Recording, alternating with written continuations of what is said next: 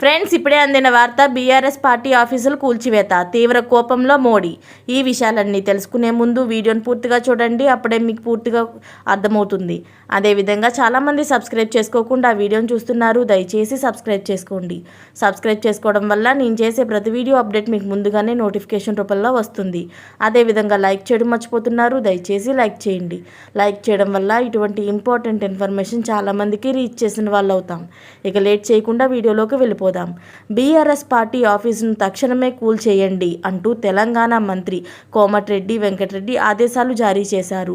నల్గొండ జిల్లా కేంద్రంలో BRS party కార్యాలయ నిర్మాణంపై మంత్రి కోమటిరెడ్డి వెంకటరెడ్డి హాట్ కామెంట్స్ చేశారు. నల్గొండ పట్టణంలో నిబంధనలకు విరుద్ధంగా బీఆర్ఎస్ పార్టీ నిర్మించారని బాంబు పేల్చారు.